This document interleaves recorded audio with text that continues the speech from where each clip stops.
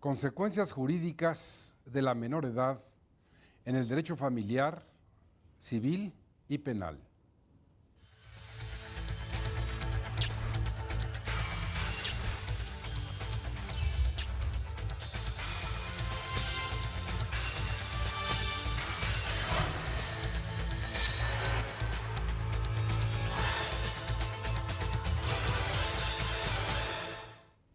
Gracias, familias mexicanas, por permitirnos llegar hasta su hogar, que hoy vamos a tratarles un tema que a todos nos atañe. ¿Tiene usted hijos menores de edad? ¿Sabe cuáles son las responsabilidades?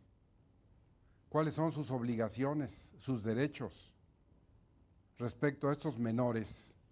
¿Cómo los trata el derecho familiar, el derecho civil o el derecho penal?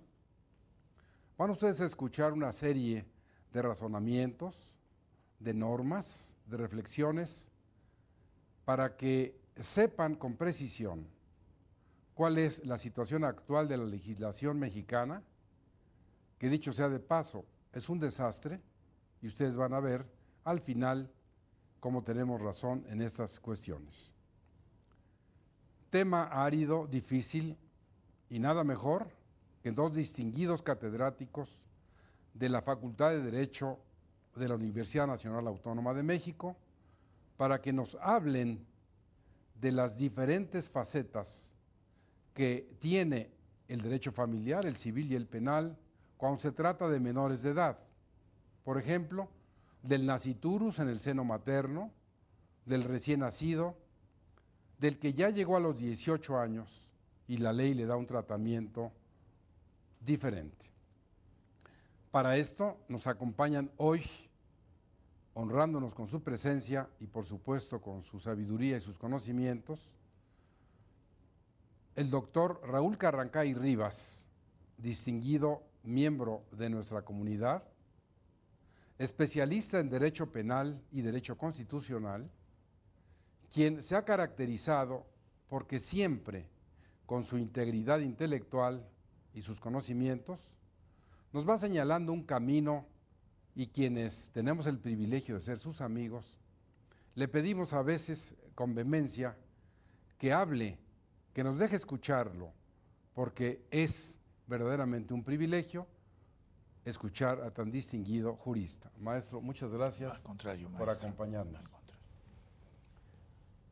El punto de vista femenino en el derecho familiar, en los hijos, en la institución social básica del Estado, que es la familia, lo vamos a escuchar a través de la doctora Betty Zanoli Favilla, quien nos hace el honor en esta ocasión de permitirnos escuchar en la formación jurídica e intelectual que ella tiene, como experta en derecho civil, en derecho familiar, en historia del derecho mexicano, ubicarnos en un marco de referencia para hablar de la edad. Es importante siempre, en los análisis que se puedan hacer, saber de dónde vinimos, en dónde estamos y hacia dónde podemos ir. ¿Han sido adecuadas las reformas de reducir la edad penal? ¿Es adecuado que se permita a un menor de edad que otorgue un testamento público abierto? Van ustedes a escuchar, y seguramente será de un gran interés, lo que en este sentido vamos a comentar con ustedes. Yo le pediría a la maestra, a la doctora Zanoli, que nos hiciera favor de hacernos un marco de referencia histórico, maestra, de esta materia que es tan importante porque, como usted mejor que yo lo sabe, la llegada de los españoles acabó con una serie de cuestiones trascendentes de lo que éramos y cómo vienen a imponernos una serie de edades y de requisitos, pero ¿quién mejor que usted que nos haga favor de hablarnos de este tema? Cómo no, doctor Huitrón, y para su servidora es un altísimo honor estar aquí en su programa y compartir este espacio con usted y con el doctor Carranca. En el marco histórico, nosotros nos vamos a encontrar con que justamente este mundo indígena al que llegan los españoles a finales del siglo XV se encuentra sobre todo en el ámbito de lo que fue la cultura indígena de los nahuas, verdaderamente sistematizado, al igual que de los mayas, que vienen a ser nuestras dos principales culturas, en donde sí las fuentes de la época, indígenas y posteriormente coloniales, nos van a marcar una serie de descripciones, y nos estamos refiriendo, por ejemplo, a Fray Bernardino de Sahagún, Fray Bartolomé de las Casas y posteriormente Clavijero, por ejemplo, en donde nos evidencian una sociedad que era verdaderamente la mesoamericana modelo. Tal vez va a ser difícil que en un futuro podamos profundizar con toda precisión en cómo fue esa reglamentación que ellos tenían, pero de lo que las crónicas de la época y los posteriores conocimientos que se han ido desarrollando nos arrojan, ubicamos a una sociedad en donde la educación es vital como elemento de cohesión en el núcleo familiar. Obviamente no son familias tipo monogámico, generalmente son poligámicas, pero obviamente con sus respectivos distinciones específicas de acuerdo en el orden de prelación en cuanto a la concertación del matrimonio. Pero sí es evidente que había, por ejemplo, una enorme atención de la madre hacia el hijo. Hasta los 5 años siempre ella era una figura que estaba atenta en cómo se iba conformando la evolución del puber. Posteriormente, de los 5 a los 10 años, continuaban en el seno familiar, pero de igual manera bajo una atenta vigilancia familiar, desde un punto de vista penal, en lo que sería nuestra visión occidental, son considerados menores de edad y de igual manera sujetos que están exentos de responsabilidad penal desde nuestra óptica contemporánea. Y a los 15 años, cuando ya para los indígenas adquirían la mayoría de edad, ellos tenían el acceso a la educación ya formal. Esto permitía que entonces la educación familiar continuara en el seno ya fuera del Calmecac para ser sacerdotes, o bien del Telpochcali para ser guerreros, o algo que también es muy importante y que nos vincula con Grecia, me refiero al Cuicacalco, en donde en un momento dado ellos también podían acercarse a las artes, particularmente a la música. A partir de ahí entonces estos jóvenes, hombres principalmente, y las mujeres que tenían su respectiva escuela, ya tenían una formación de valores morales enormemente acendrados. Y sabían, hasta se les ha llegado a decir que el sistema de regulación era un tanto draconiano. Volvemos a la asociación de nuestro mundo mesoamericano con el mundo clásico, pero es evidente porque se sabía que, por ejemplo, ofensas a los padres por parte de los menores o en un momento dado cometer todo tipo de delitos, ya fuera el robo, el homicidio obviamente, podían llegar hasta ser merecedores de la pena de muerte. No porque uno esté a favor de ella, pero sí sabían que eran muy estrictos en cómo lo iban regulando.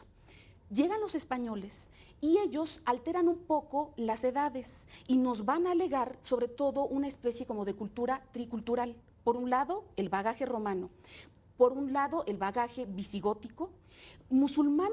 No es en el ámbito familiar ni civil, particularmente en el tema que hoy nos toca, lo que va a estar presente, y posteriormente todo lo que en esta hibridación cultural y jurídica se fue dando, como nos hablan de que, por ejemplo, ya se habla de responsabilidad con base en sus respectivas ordenamientos jurídicos, y ahí las edades que a lo largo de la época colonial se van a manejar es, por ejemplo, desde que nacen hasta los 9 años de edad, en la época colonial, sobre todo con los Habsburgo, y posteriormente de los 9 a los 17 años.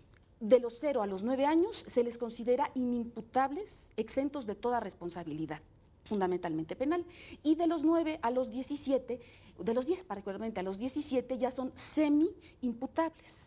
Llegando a los 18 años, en la época colonial ya es como en la actualidad, eran responsables como adultos. En la época independiente nos vamos a encontrar una variante mínima, es de 0 a 9 años, nuevamente inimputables, absolutos, y de 9 a 14 es una nueva figura que de alguna manera se va a desarrollar bajo la perspectiva de que son individuos que no tienen o no han alcanzado un pleno discernimiento ni raciocinio.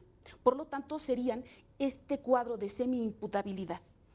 Ya en la época contemporánea, nadie mejor que el doctor Carranca para decirnos al respecto, pero este sería a grandes rasgos el criterio que, como vemos, más que en lo civil, atenta en el aspecto penal. Muy bien, maestra. Como les dije, y no me equivoqué, ustedes han escuchado las palabras brillantes de la doctora Zanoli, quien de una manera sintética, muy clara, muy didáctica, nos ha ubicado en toda esta cuestión de la edad. Nos ha traído a colación una palabra que quiero rescatar de lo que dijo. Modelo de organización, el que teníamos antes que llegaran los españoles.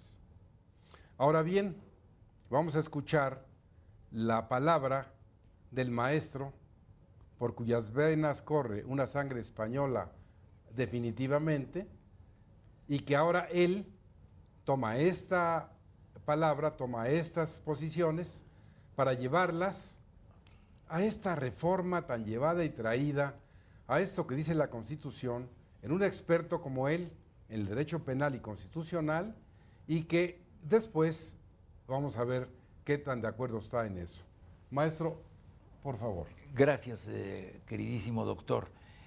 El artículo 18 fue reformado en el año del 2005. Son las reformas que hoy tenemos en lo que a usted le interesa. Y aquí se nos precisa la necesidad de un sistema judicial para los adolescentes, para los jóvenes, y yo me atrevería a decir incluso para los niños, dentro de la escala de 12 a 14 años, de 14 a 18 años, y luego veremos de 18 a 25. Un sistema judicial basado en principios, pues evidentemente nobles y generosos, porque se nos habla de la rehabilitación, de la asistencia social, de la protección integral al adolescente, al niño, incluso al joven que no ha llegado a los 25, y con predominio del interés superior de cualquiera de ellos, ya sea adolescente, ya sea niño, ya sea ya esté en una posición intermedia entre la adolescencia y la niñez. Lo que sucede, doctor, es que todo lo que dice la Constitución está basado en principios muy nobles, muy generosos, de gran consistencia. No se vaya a pensar o lo vaya a creer nuestro auditorio que se considera o que el constituyente considera o puede considerar dentro del espíritu de la norma suprema que el niño de 12 años ya es responsable para los efectos penales, que ya maduró plenamente, o que el que tiene 18 se encuentra en circunstancias similares. De ninguna manera, ni siquiera el que llega hasta un poco antes de los 25. Es un sistema mediante el cual lo que se busca es favorecer la comprensión frente a aquellas conductas que se hayan tipificadas en el Código Penal como delitos, pero la comprensión frente a un individuo que plenamente no se ha logrado, pues en los términos de los conocimientos psicológicos que hoy se manejan, porque como usted lo sabe muy bien, pues hay personas en el área que usted domina, que es el civil, y en otras áreas del derecho, que pueden tener 30, 40, 50 años y no haber madurado, o viceversa, criaturas de 5, de 6, de 8, con una mentalidad muy clara, con una lucidez impactante. No, pero la realidad es que se busca la comprensión de la conducta que tiene como motivación una desadaptación de carácter social. Lo grave, doctor, es que se dispuso desde la época del presidente Fox que hubiese una ley de protección para los menores, para los jovencitos, inclusive me atrevo a decir para los niños, y esa ley se encuentra congelada en el Senado de la República. No tenemos una ley que estructure, que conforme desde el punto de vista jurídico penal el mandato constitucional en relación con las reformas a las que me vengo refiriendo. Esto es altamente lamentable porque ha generado un espacio de incertidumbre, de caos, en realidad de inaplicabilidad del precepto supremo. Hay una tesis jurisprudencial derivada de una contradicción de tesis donde se pretende, digo se pretende porque a mí no me convence plenamente y veamos qué es lo que piensa nuestro auditorio, donde se pretende resolver este problema. La reforma constitucional del artículo 18, como le digo a usted, es de 2005. se instaura un sistema de justicia de menores en cada orden de gobierno, tanto federal como local. Pero en el orden jurídico federal, a la fecha, doctor, solamente son dos los ordenamientos que prevén solución posible a esta cuestión de competencias, digamos. Por un lado, la ley para el tratamiento de menores infractores para el Distrito Federal en materia común y para toda la República en el Fuero Federal, y por el otro lado, el Código de Procedimientos, el Código Federal de Procedimientos en materia común y para toda la República en materia, el Código de Procedimientos Penales en materia federal. Pero ambos preceptos legales se contradicen, establecen fórmulas diferentes. Por ejemplo, el primero del que hablo dice que será competente o tendrá competencia el Consejo de Menores de la Secretaría de Seguridad Pública Federal. Y el otro dice que no, que el Consejo de Menores no puede tener competencia porque no se trata de un órgano o de un tribunal judicial como lo manda la reforma constitucional. Y la solución que se da es que serán competentes, es la tesis jurisprudencial, para conocer de los delitos federales que sean cometidos por adolescentes, los tribunales del fuero común, y que de no haberlos, yo esto no me lo explico, porque yo no concibo que no haya en algún lugar del territorio de la República Mexicana que no haya tribunales del orden común, del fuero común, pero estoy leyendo, y de no haber tribunales del orden común, serán competentes los tribunales de menores del orden federal. Pero me parece algo totalmente desafortunado, porque me he puesto a pensar, y en cualquier estado de la República, pues evidentemente hay un poder ejecutivo, un poder legislativo, un poder judicial. Entonces yo no entiendo esto de la posibilidad de que no hubiera tribunales del orden común. También me parece desacertado, dentro de esta tesis jurisprudencial, lo que se nos dice de que la competencia va a estar en el Consejo de Menores Dependientes de la Administración Pública Federal, pues tal órgano no es un tribunal judicial. El artículo 18, en lo conducente, no se refiere en ningún momento a que la competencia deba de estar en un tribunal, como le llama el autor de la tesis, o como le llaman los magistrados que formularon la tesis, que sea del orden judicial. Al contrario, se dice que se tratará de formas alternativas de justicia y que se tendrá que observar la aplicación de este sistema siempre que resulte procedente, y que en lo que le estoy comentando a usted deberán de ser institutos, instituciones, tribunales y autoridades especializadas en la procuración e impartición de justicia las que tomen cartas en el asunto, pero nos habla de instituciones. Es verdad que luego dice tribunales, es el párrafo quinto del artículo 18 constitucional, tribunales, bueno, aquí sí son tribunales de justicia, pero institución, pues yo entiendo el tribunal de menores, no puede ser de otra manera, y luego dice autoridades especializadas en la procuración e impartición de justicia para adolescentes. Se podría decir, bueno, tiene que ser un tribunal judicial. No, es que el tribunal de menores, pues a mí me parece que es una institución, evidentemente, una autoridad especializada en la materia. Entonces yo no entiendo el contenido de esta tesis, me parece una tesis muy hecha con buena voluntad, evidentemente, pero muy sinuosa, muy dispersa, y no viene a resolver cabalmente el problema, porque el niño, el joven, el adolescente, ¿en manos de quién queda? Pues de la autoridad que está estableciendo la tesis jurisprudencial, pero que de ninguna manera tiene la capacidad, la competencia moral, espiritual, para abocarse al problema de una persona, de un individuo que no ha madurado plenamente y que ha cometido un hecho que está considerado en la ley como delito. Entonces a mí me parece que el mandato constitucional es positivo, está basado en doctrina muy sabia, persigue un fin altamente positivo también, pero que es lamentable que esté en la congeladora la ley de referencia, y no me parece que la solución que da la jurisprudencia a la que me estoy refiriendo, la tesis jurisprudencial, sea la mejor. Yo Muy creo bien. que, como usted decía al comienzo del programa, aquí hay un panorama caótico, disperso, de contradicciones, que es muy lamentable, porque en la materia penal pues nos encontramos con casos realmente que hoy en día alarman a toda la sociedad y no podemos resolver a cabalidad el problema. En Bueno, principio así lo veo.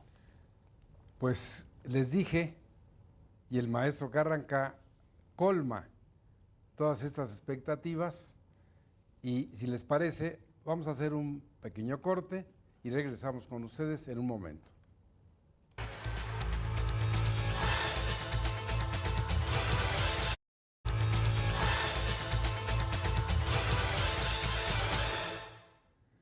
Pues aquí estamos con la edad y las consecuencias jurídicas si hablamos de supuestos de derecho penal, como acertadamente lo hacía el maestro Raúl Carrancay Rivas, y que trae a colación esta, desgraciadamente, iniciativa que está durmiendo el sueño de los injustos y que repercute en perjuicio de los niños, porque definitivamente hay que subrayar que esta reforma redujo la edad penal y habla de 12 hasta antes de cumplir 18.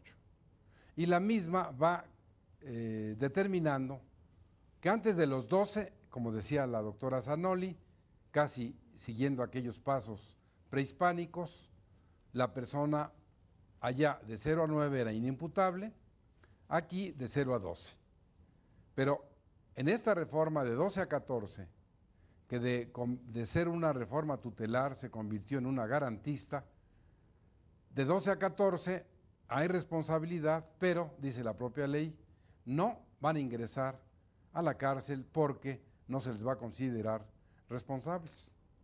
De los 14 hasta antes de los 18, sí, y es precisamente toda esta nueva reforma en el derecho penal que va a ser un verdadero dolor de cabeza.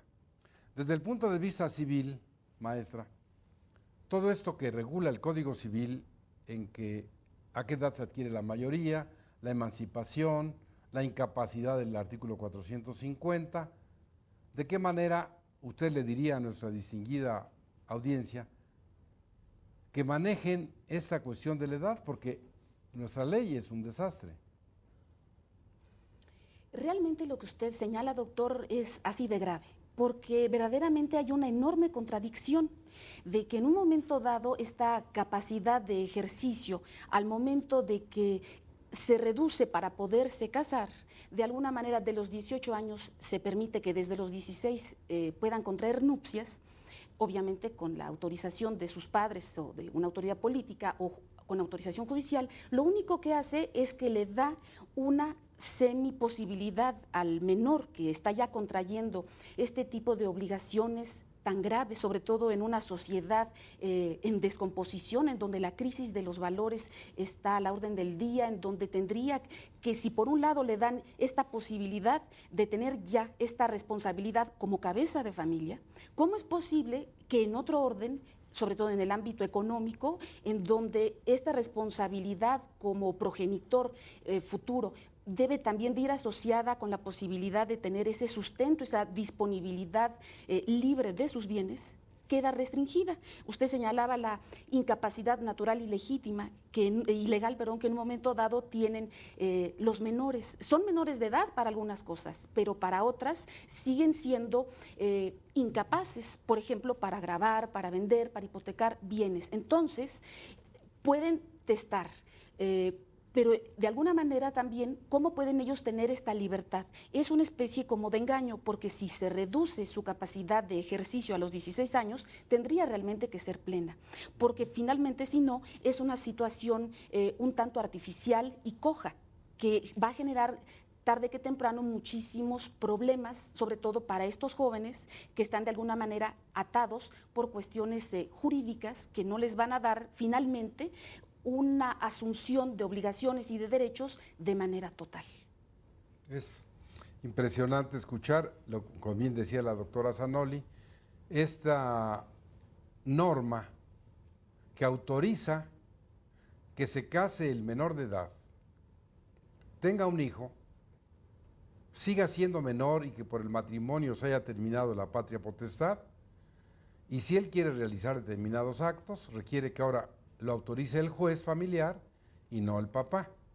Pero él, el menor, padre con un hijo, de acuerdo con el artículo 450, sigue siendo un incapaz. Entonces, ¿de qué manera podría esto resolverse?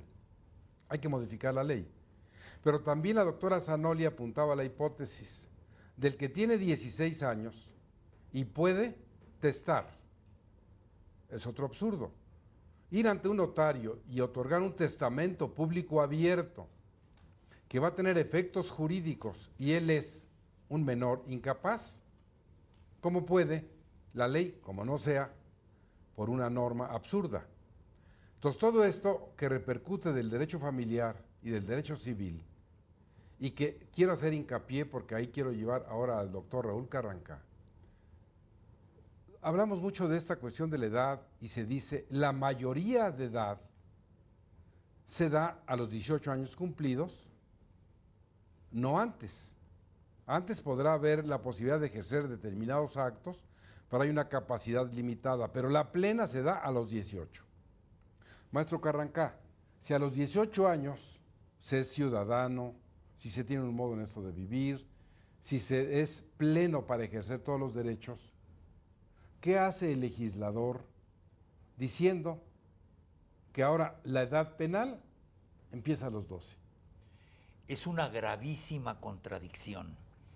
Yo pienso que el derecho es una unidad y que el legislador en materia penal, digámoslo así, que llega hasta el sistema vertebral de la Constitución, en el artículo 18, debió ponerse en concordancia con el legislador civil, porque la materia es la misma. Se enfoca o desde la perspectiva civil o se enfoca desde la materia o desde la perspectiva penal, pero la materia es la misma, es decir, el ser humano, el individuo que no ha madurado plenamente, que no es plenamente consciente de sus actos, que no tiene una cabal responsabilidad, y es un absurdo que en lo civil se dé una solución y en lo penal se dé otra, porque no hay en realidad desarmonía cuando el individuo, cuando el ser humano entra en un espacio o entra en otro. Podrá haber diferencia estructural, diferencia de forma, pero se trata exactamente de lo mismo. Entonces es lamentabilísimo, porque en penal, por ejemplo, nos encontramos con que una criatura de 12 años debe de merecer un determinado tratamiento, no una internación privativa de la libertad cabal, absoluta, plena, como en el caso del adulto, pero un tratamiento X. ¿Qué tratamiento se le va a dar, doctor, si no está, como decíamos hace un momento, todavía consignado en la ley?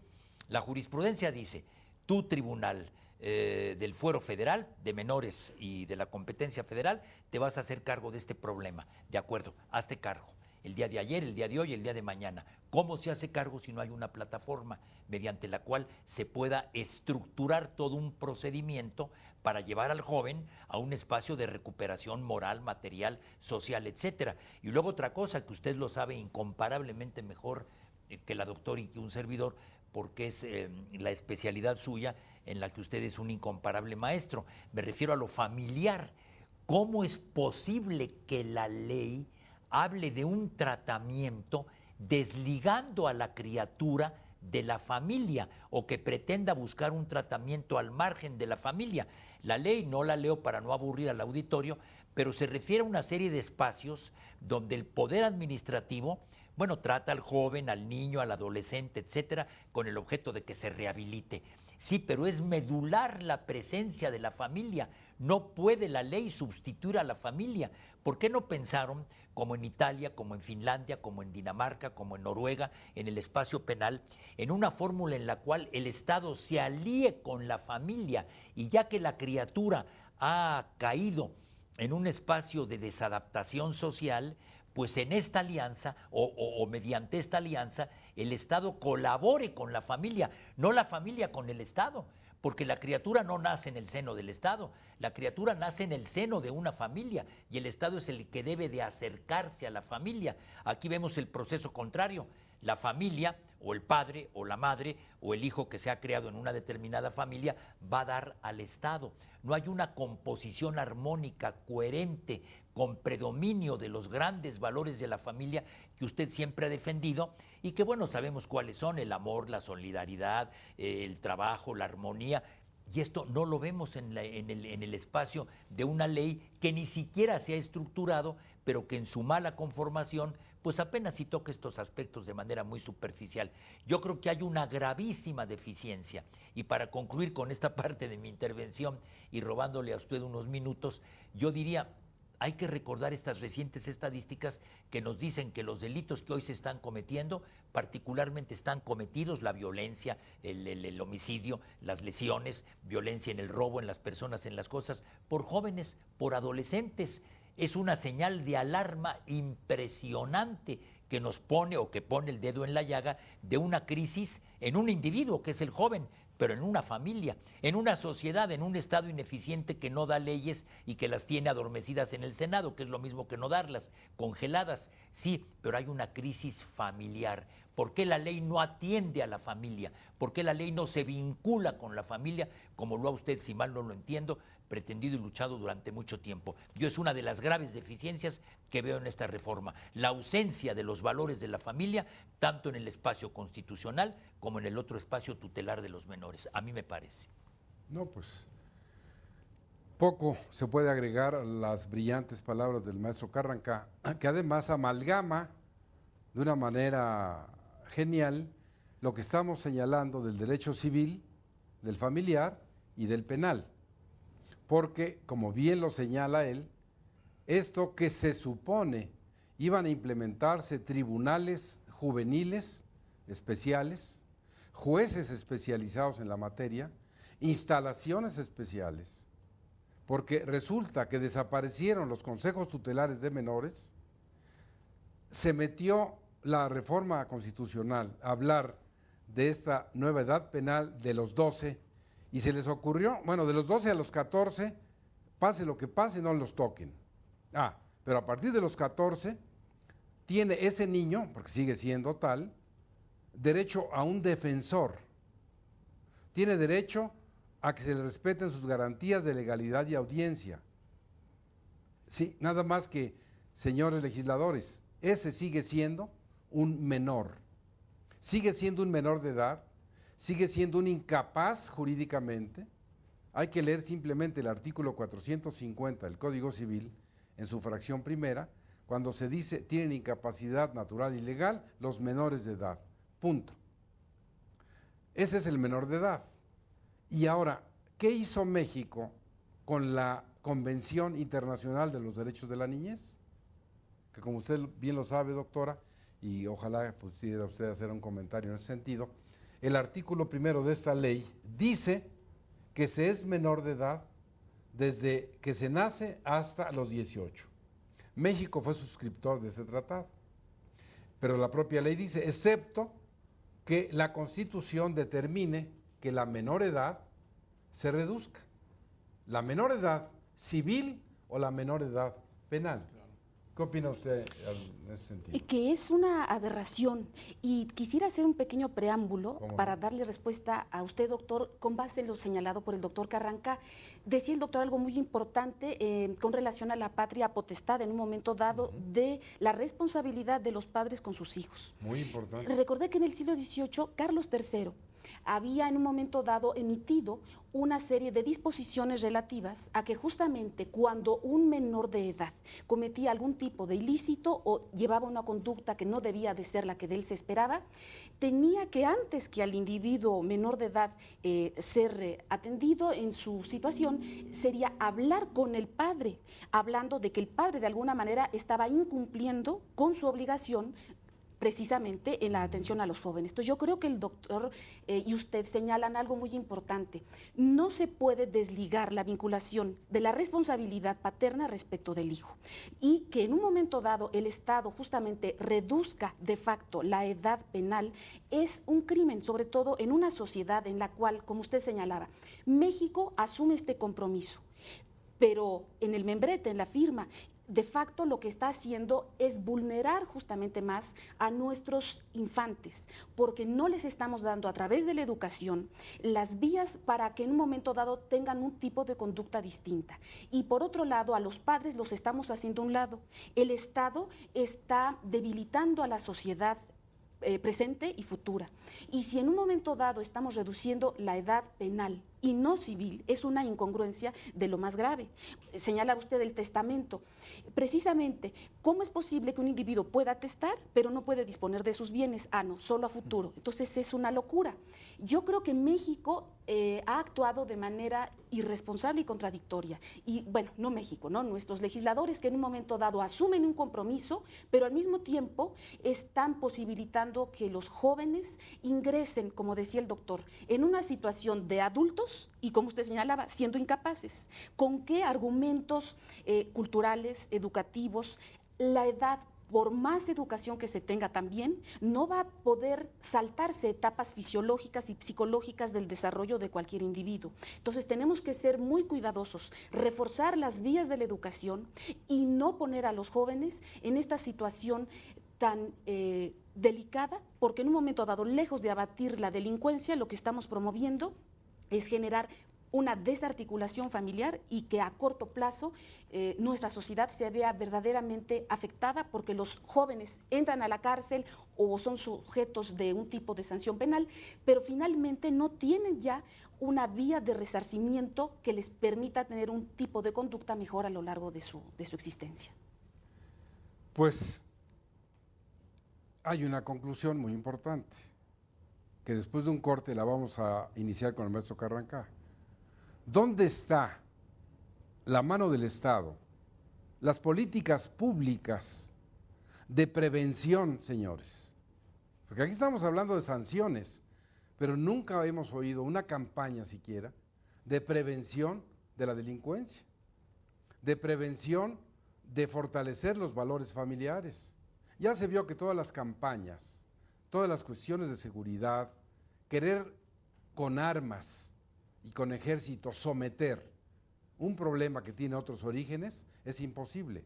Hay que volver a los ojos a la familia, a los valores de la familia, a que ahí se incrementen, para que al salir el ciudadano a la calle lo haga con un fortalecimiento, porque no vamos a acabar con la delincuencia a balazos. Esto tiene un origen, esta inseguridad que padecemos día a día. Esto finalmente, por ejemplo, estamos convocando, maestro Carrancá, y ayer me quitaba casi el sueño lo que voy a decir, a foros donde se manifiesten las víctimas del secuestro.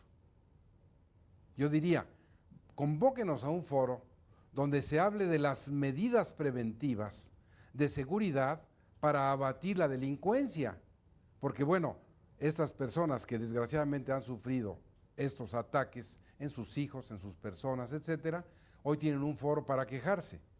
Pero más que eso, el Estado debería preocuparse por prevenir estas conductas. Ya tenemos una reforma constitucional, pero ¿cuál fue la etapa de prevención? Vamos a un corte y regresamos con ustedes en un momento.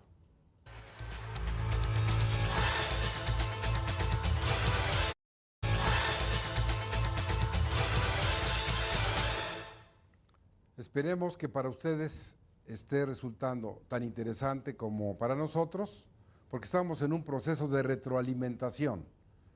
Nos esforzamos porque ustedes nos ven, tratamos de hacer nuestro mejor esfuerzo, y en ese sentido dialogaba yo con el maestro Carrancá y la doctora Zanoli sobre esta cuestión tan importante de la prevención. Maestro Carrancá, las políticas públicas, la prevención, la familia, ¿de qué manera usted podría sugerir al Estado?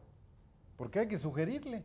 De acuerdo. ¿Se acuerda totalmente. usted que en paz descanse el maestro Burgoa, cuando alguna vez con aquel foro, el claustro de los doctores, le sugerimos a otro presidente, ¿sí? que le podíamos gratuitamente el claustro, Sí, a su disposición. darle una asesoría constitucional para que no cometiera esas tantos barbaridades. errores?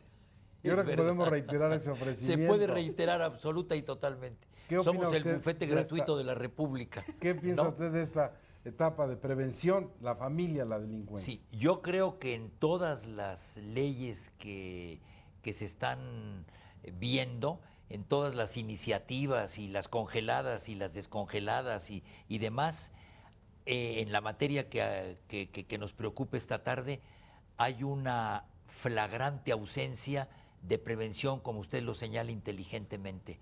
Es pura represión, o si no represión, fórmulas de otro tipo en tratándose de los jóvenes, rehabilitación, esto y aquello, pero al final de cuentas es una especie de la represión. ¿Y dónde está la prevención? No se han dado cuenta entonces de que la gran falla, el gran problema está en el seno familiar, es a donde deberían de atender. Y con esta circunstancia, que no sé lo que usted piense, doctor, y tampoco sé lo que piense sobre el particular la doctora Zanoli, usted señalaba con especial interés el error de haber considerado o de considerarse a una criatura de 12 años como responsable o posible responsable penalmente de sus actos.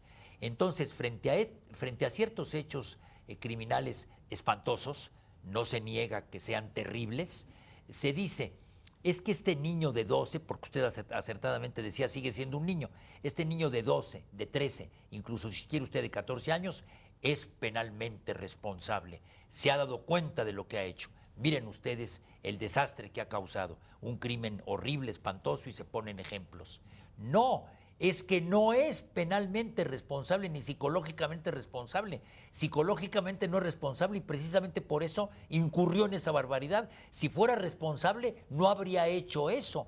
¿Qué acaso la responsabilidad penal está divorciada de la responsabilidad moral o espiritual? Yo veo un contrasentido cuando se dice, mira, eres responsable penalmente, actuaste con dolo, actuaste con intención perversa. Nada de eso. En realidad no hay dolo, no se confundan, no hay intención perversa. Hay una desorientación brutal que ha generado, usted lo maneja mejor indiscutiblemente, en relación con la responsabilidad objetiva, que debería tomar un poco de la responsabilidad objetiva civil, debería tomar un poco prestado el penal algunos conceptos. Objetivamente no se niega que esta es una catástrofe, pero subjetivamente ha sido generada precisamente por una gente que no tiene responsabilidad, que no tiene conciencia, que no piensa a cabalidad, que no ha madurado. Oye, ¿por qué? Pues ¿qué pasó? ¿De dónde salió? No salió de la nada, salió de una familia deficiente. Y entonces hay que atender a la familia, ir al seno de la familia. Usted nos ha enseñado que la familia está progresando, cambiando, ya no es la familia tradicional de las películas, por ejemplo, mexicanas de antaño, Fernando Soler, Sara García, Pedro Infante, cuando los hijos se van, cuando los hijos llegan, cuando los hijos se hacen a un lado, el padre, la madre, la abuela. No, ahora ha ampliado, eso se está modificando, son las formas, pero en el fondo sigue siendo la esencia familiar, dos seres que se juntaron porque se aman, porque se atraen física y espiritualmente y que van a conformar el espacio para el crecimiento, la maduración, el progreso, la educación de nuevos seres. Allí es donde el Estado debería atender, y yo veo que hay muchas reformas que van y vienen, constitucionales, esto, aquello, como las recientes reformas a la Carta Magna, pero ¿a dónde está el punto de partida, el punto de arranque, donde el ser humano aprende las primeras letras, las primeras emociones, los primeros dolores, las primeras satisfacciones? El Estado hace caso omiso de eso. Me parece lamentabilísimo. Yo creo que usted, hace un momento, cuando criticó al Poder Legislativo por reformas inadecuadas e incompetentes, puso, como en tantos otros casos, el dedo en la llaga, y desde esta magnífica tribuna habría que hacerle una respetuosa llamada al Poder Legislativo para que en medio de todo lo que está pensando, razonando, estudiando, viera el motor de la familia y comprendiera que allí está el punto de arranque, el punto de partida. Yo hasta un poco románticamente diría, lo que hay que hacer con estos niños delincuentes, con estos adolescentes delincuentes, con estos jóvenes delincuentes, es regresarlos a la familia. ¿A una familia abominable? No. Educar a la familia para que retornen a una familia buena y positiva. Se han salido del ideal de la familia y el Estado no se puede cruzar o no se debe cruzar de brazos. Yo tomo ideas de usted y las presento aquí ante el auditorio con un poco de pasión, porque estamos todos muy sentidos, muy resentidos de ser víctimas de una ola casi incontrolable de violencia, de inseguridad, y nos damos cuenta de que el legislador pues da palos de ciego, como el político que gobierna cuando cree que con el ejército va a resolver el problema. Ya lo dijo usted con sabiduría y elocuencia. Yo suscribo totalmente sus palabras en ese sentido, respetado llamado maestro. Gracias, maestro. Que eres correspondido. Gracias, por supuesto, maestro. y públicamente. Igual, maestro, digo. queridísimo. Maestra, estamos en la última etapa. Yo le pediría a usted, a manera de conclusión, así como es usted brillante, que le dijera a la audiencia qué le sugiere, qué le propone, a qué la motiva en este tema que ya vimos, fue más allá de lo que nosotros mismos habíamos calculado, ¿no? Ustedes han señalado un aspecto vital, la familia. Y para que justamente la familia pueda rescatarse, y en la medida en que la familia se rescate, la sociedad también estará rescatada, porque hoy estamos mirando justamente esta situación.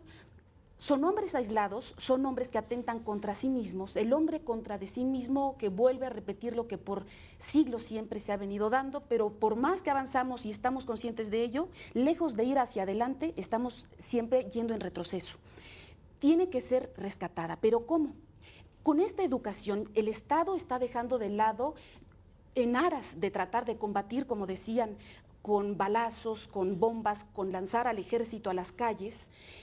La violencia con violencia nunca tendrá frutos. Hay que, de alguna manera, combatir a la violencia con la educación y justamente con incentivar la cohesión familiar. En la época colonial era curioso, me recordaba al escuchar al doctor, que justamente no se ingresaban a los jóvenes a cárceles o a centros de reclusión propiamente, se les denominaban escuelas correccionales. Ahí viene un germen, la educación es vital, la educación es para nosotros en las presentes y en las futuras generaciones. Para mí la mejor arma, el arma más noble, el arma más humanitaria que le puede dar conciencia al sujeto de cómo ser mejor. Pero la educación que inicia en la casa se prolonga en la escuela, en donde precisamente se les tiene que reforzar todos los valores que ya en la familia se están dando. Y si ahorita tenemos una crisis familiar, tenemos que atacar simultáneamente familia y educación. El Estado, en lugar de en un momento dado priorizar cuestiones sindicales, cuestiones que en un momento dado trascienden en el ámbito netamente político, tiene que ser mucho más obligado con su responsabilidad. Dar una educación humanística. El doctor, usted siempre hablan de ese ser humano que se está de alguna manera olvidando de su evolución espiritual. Y para lograrlo, la educación es vital. Decían los positivistas, amor, orden y progreso. Hoy diríamos, qué frase tan romántica. Sí, pero qué frase tan cierta. Si no hay una educación, no puede haber un orden, no puede haber un progreso y obviamente no va a haber amor. El hombre quedará siempre disgregado, aislado, y el delincuente es un ser solo, es un ser al que uno tiene que rescatar. Y para rescatarlo hay estas vías. Pero antes de que nos encontremos con el delincuente o con el protodelincuente, atendamos a los jóvenes, a los niños. En ellos tenemos la esperanza de que inculcándoles esta conciencia, el Estado podrá hacer de ellos un Estado mucho mejor. No tendremos que abatir delincuencia, sino buscar siempre nuestro progreso. Muy bien, brillante la maestra Zanoli, como de alguna manera coincidimos quienes estamos frente a ustedes y que ojalá esto llegara a las esferas propias para que en un momento dado se voltee hacia la familia, hacia la prevención, que es tan importante. Yo me atrevería a decir, es más importante la prevención que la represión. Cuesta menos la prevención que la represión. Y puede haber resultados a más largo plazo con la prevención que con la represión. No sé, maestro Carranca. No, totalmente. No, totalmente coincido 100%, porque las reformas y las nuevas leyes y los cambios y las modificaciones en los códigos, etcétera, son a toro pasado. Es decir, son leyes que pretenden, porque nunca lo logran cabalmente, aplicar penas equitativas, justas, razonables, pero después de cometido el delito, ya se cometió el delito, después de niño ahogado tapas el pozo. No, no me vengas ante la situación tan grave del país a dar nuevas leyes, por más perfectas que sean, porque son a posteriori del delito. Lo que queremos los ciudadanos es que no haya delitos. Entonces tiene usted toda la razón, la prevención. ¿Cómo hacemos para que no haya delitos? Por los mecanismos de la prevención, pero no corresponden solo a nosotros, porque cuando nos los dejan exclusivamente en nuestras manos es una especie de legítima defensa, y el Estado, como usted decía hace un momento, está renunciando al pacto, al compromiso, al contrato, ¿verdad? Recordando a Rousseau, no renuncies, tú tienes una responsabilidad, tú lo debes hacer, tú eres el que debes de prevenir. Si me lo dejas a mí todo, ya no es prevención, es legítima defensa, y salves el que pueda porque este barco se está hundiendo. No, que aprendan a manejar la prevención. Ese es el punto, que comienza en la familia, como decíamos hace un momento. Pero está uno atiborrado de leyes, doctor, de cambios constitucionales, de cambios en este espacio, en el civil, en el mercantil, en el administrativo. Hoy, por desgracia, en el penal muchísimos, pues por la ola de violencia que estamos viviendo. Pero es después de cometido el delito. Lo que queremos es que se busquen mecanismos antes de que se cometa, es decir, que no se cometan delitos, en la medida de lo posible, porque pues no estamos tampoco en el paraíso, ni somos santos. Yo coincido con esa tesis.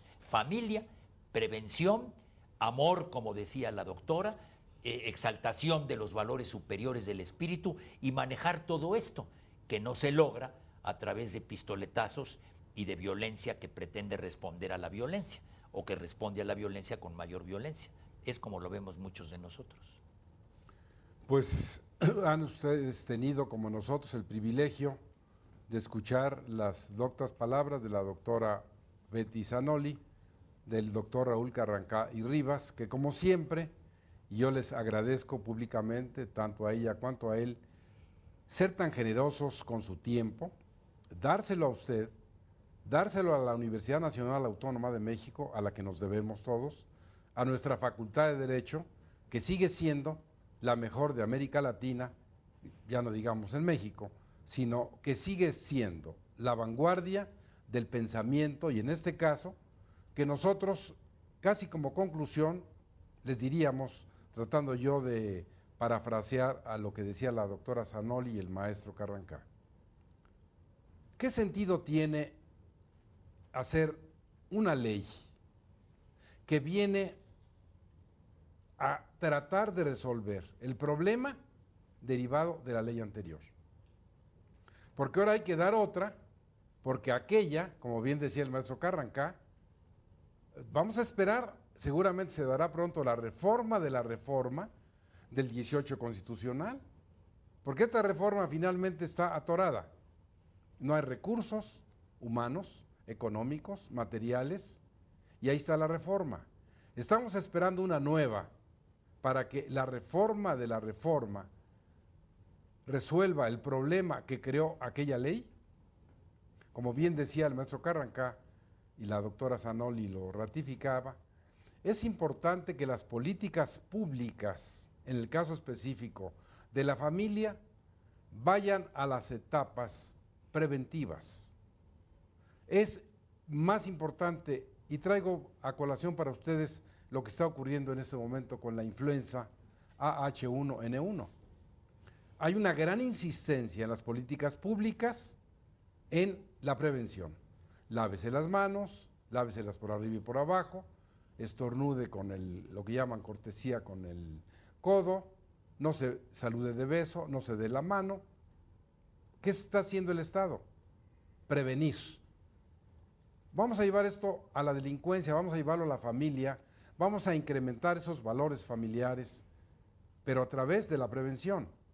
Porque ya a esas personas de 20, 18, X años, va a ser difícil cambiarles la escala de valores.